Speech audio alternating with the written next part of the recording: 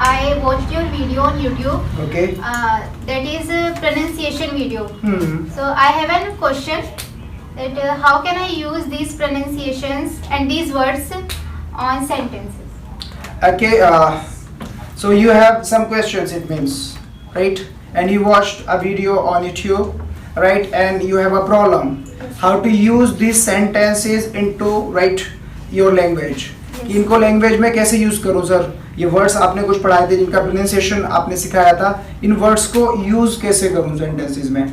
और शायद मैं आपको बहुत अच्छा क्वेश्चन आपका, I appreciate you and thank you very much.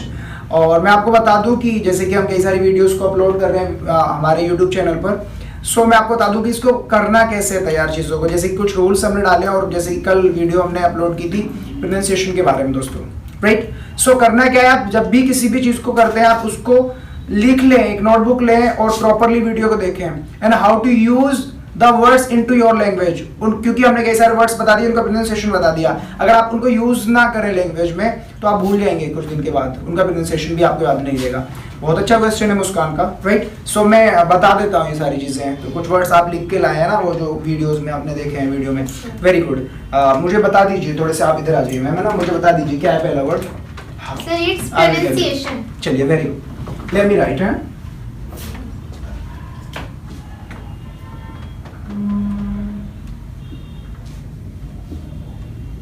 Pronunciation, how to use it, है ना, इसको यूज कैसे करूं. Very good. हाँ, प्रोनाउंसिएशन. जैसे इफ आई से कि किसी का उच्चारण अच्छा नहीं है तो मैं सेंटेंस यूज कर सकता हूँ, you don't have good pronunciation. क्या बोलेंगे? You don't have good pronunciation. मुझसे कह रहे हो? No sir. Okay okay, sentence बोल रहे हो. So you don't have good pronunciation. क्या बोलोगे?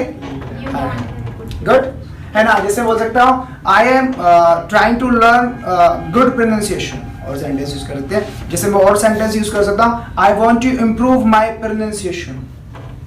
आप पूछ भी सकते हैं what about my pronunciation sir, what do you think about my pronunciation. आपको क्या समझ में आता है कि मेरा प्रोनाउंसिएशन सही है या नहीं है. ये अपने आप में इस वर्ड से हम कई सारे वर्ड्स और भी यूज कर सकते हैं. देखिए, स्टडी करने का तरीका मैं आपको बता रहा हूँ, है ना. यहाँ पे हम एक वर्ड और यूज कर सकते हैं प्रोनाउंसिएशन. जैसे कि ये वर्ड बनाए PRONOUNCE, प्रोनाउंस. एक वर्ड होता है जिससे ये वर्ड बना है प्रोनाउंसिएशन. प्रोनाउंस अपने आप में एक एक्शन होता है, वर्ब होता है, आप अगर समझ पाए, क्रिया आप समझ पाए इसको, है ना, इस तरह से. जैसे मैं बोलूँ कि आप प्रोनाउंस सही नहीं कर रहे हैं तो you are not pronouncing well, right, you are not pronouncing well, right. जैसे he pronounces well, I pronounce well, you do not pronounce well, है ना. He was pronouncing correctly. तो इस तरह से बहुत सारे सेंटेंसेस यूज कर सकते हैं. इससे और भी हम यूज कर सकते हैं एक और वर्ड, मिसप्रोनाउंस. प्रोनाउंस से बढ़ाया मैंने मिसप्रोनाउंस. अगर कोई प्रोनाउंसिएशन गलत कर रहा है तो आप उससे बोल सकते हैं यू आर मिसप्रोनाउंसिंग, यू आर मिसप्रोनाउंसिंग. इस तरह से आप यूज करेंगे, राइट. और भी कई सारे तरीके हो सकते हैं, राइट. और अपना आप वर्ड बताइए. Sir, it's choir. Choir, CHOIR. तो इसको कैसे यूज करूं, है ना. और शायद पता भी नहीं होगा कि मीनिंग क्या है. चलिए मीनिंग भी बता देता हूं, है ना. देखिए, आप तो पहली बात, आप जब किसी भी चीज, किसी वर्ड को ले रहे हैं तो प्रोनाउंसिएशन सीख रहे हैं, उसका मीनिंग मिल रहा है और उसको यूज कर पाए आप. यही तरीका है लैंग्वेज को अच्छे से सीखने का. तो ये मैं बता देता हूँ, क्वायर, है ना, अ ग्रुप ऑफ सिंगर्स. और पर्टिकुलरली हम इसको ज्यादा जो रेफर करते हैं, a group of singers in church, है ना. जैसे आप बोल सकते हो I saw some choir out of the church, they were fighting. अब आपको इससे याद भी रहेगा कि I saw some choir out of the church. आपको ये भी पता चल गया कि चर्च के सिंगर्स जो होते हैं, ग्रुप जो होता है उनका, उसी के लिए यूज होता है. I saw some choir out of the church, they were fighting. वो झगड़ रहे थे, लड़ाई कर रहे थे, है ना. इस तरह से आप यूज कर सकते हैं. ये एक आसान तरीका हो सकता है, राइट. और क्या वर्ड है ma'am? Sir, it's quote. Okay, QUOTE, quote. Quote जैसे कि सिंपल एक हिंदी में बोलूँ तो एक थोड़ा मुश्किल सा वर्ड है, उद्धरण. जैसे कई बार मैं आपको सलाह दूं, जैसे कि डॉक्टर एपीजे अब्दुल कलाम, है ना, साइंटिस्ट, है ना, he is no more, rest in peace, right. So उन्होंने कई सारे अपने क्वोट्स बोले हैं. जैसे मैं बात करूँ, एक बहुत फेमस उनका क्वोट है ना, dream is not that which you see in sleep is something that doesn't let you sleep. सपना वो नहीं होता जो आप नींद में देखते हैं, सपना वो होता है जो आपको नींद ना आने दे. This is the right. This is Dr. APJ Abdul Kalam's quote. आप बोल सकते हैं. And he quoted it. आप ऐसा बोल सकते हैं. उन्होंने ये बताया है, उन्होंने ये कहा है. Quote यानी फ्रेज होता है एक तरह से, कुछ वर्ड्स आपको सलाह दे दे या कोई मोटिवेट कर रहा है, इस तरह के जो वर्ड्स यानी का जो ग्रुप होता है, फ्रेज होता है, उसको हम कोट बोलते हैं. कोट अपने आप में एक एक्शन भी है, इसको यूज ही कोटेड इट.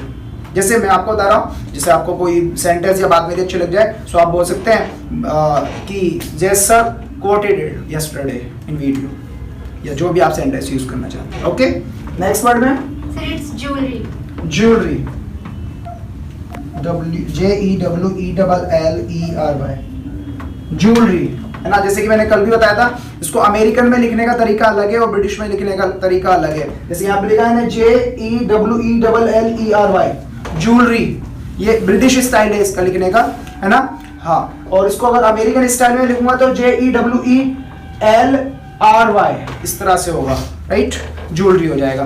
तो ज्वेलरी है ना, जो गहने होते हैं, आभूषण होता है. जैसे my sister has jewelleries, she has so many jewelleries, but I don't like jewellery, मुझे पसंद नहीं है. I don't put on jewellery, मैं पहनता ही नहीं हूँ, है ना. जैसे मैं आपसे पूछ लेता हूँ, do you put on jewellery?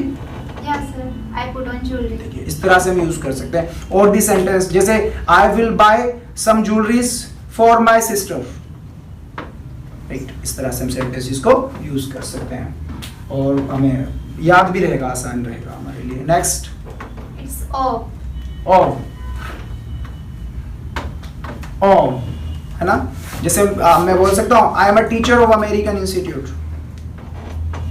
Right. जैसे आप बोल सकते हैं I am a student of Z sir, है ना. और भी हम यूज कर सकते हैं, जैसे I am out of Delhi, जैसे मैं दिल्ली से बाहर हूँ, यानी कि बोल सकते हैं it's out of my mind, जैसे कोई चीज़ है वो यार ध्यान में नहीं है. सो और भी बहुत सारे तरीके से आप इसको यूज कर सकते हैं. Of. Next ma'am, It's a suggestion. Suggestion, SUGGESTION, suggestion है ना, सुझाव. आप कई बार किसी को देते हैं, राइट. सजेस्शन है ना. और ये वर्ड जो है ना, सजेस्शन बना है सजेस्ट से, SUGGEST, सजेस्ट. सजेस्ट से ये वर्ड बना है सजेस्शन. जैसे give me some suggestions to speak English, मुझे कुछ सुझाव दीजिए इंग्लिश बोलने के लिए. I have a suggestion for you to grow your life. आप अगर अपनी लाइफ को ग्रो करना चाहते हैं, मेरे पास आपके लिए एक सजेशन है, राइट. और मैं सजेस्ट करता हूँ आपको, आई एम सजेस्टिंग यू कर रहा हूँ मैं आपको, मुझे सजेस्ट कर दो please, will you suggest me something, I will suggest you definitely. तो आप इस तरह से यूज कर सकते हैं. और भी बहुत सारी जगह पे यूज कर सकते हैं. आपको किसी ने कुछ सुझाव दिया था, बताया था, ही सजेस्टेड मी. जैसे आपको सपोज आपके फ्रेंड ने सजेस्ट किया कि यहाँ पे आओ, he my friend suggested me to come here. Okay, और क्या वर्ड है? Sir, it's entrepreneur. मैं बता देता हूँ, इसको यहाँ पे लिख लेते हैं. ENTREPRENEUR,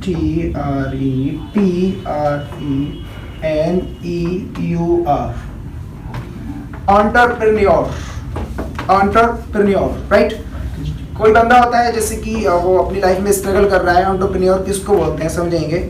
मतलब कि कोई नया बंदा है, कोई बिजनेस करना चाहता है, मतलब अप्लाई करना चाहता है, जैसे कि आप ट्राई करना चाहते हैं बिजनेस को, तो उस बंदे को बोलते हैं एंटरप्रेन्योर, है ना. कोई भी स्टार्टअप शुरू करना चाहता है, जैसे आई एम एन एंटरप्रेन्योर. जैसे मैं इसको और भी बोल सकता हूँ, जैसे I want to be an entrepreneur. मैं आपसे पूछ भी सकता हूँ, डू यू लाइक एंटरप्रेन्योर. मतलब वो बंदा जो रिस्क लेता है ना, अपनी लाइफ के लिए कुछ ग्रो करने के लिए, ऐसे बंदे को बोलते हैं हम एंटरप्रेन्योर. ऐसा कोई भी बंदा. आई बिलीव कि आपको ये समझ में आ गया होगा. Yes, sir. और भी कोई वर्ड है मैम आपका? No, sir.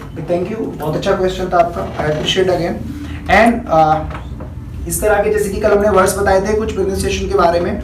आप जब भी स्टडी करते हैं दोस्तों, एक नोटबुक और पेन लेके बैठे और उन वर्ड्स को यूज करें अपनी लैंग्वेज के अंदर, उनको लिखें ताकि आपको याद रहे, उनका प्रोनाउंसिएशन भी याद रहेगा और उन वर्ड्स को आप यूज भी कर पाएंगे, और जब आप यूज करते हैं तो फिर आप उनको बोलते नहीं है। सिंपल, जैसे कि मैंने बताया था, if you use you will not lose.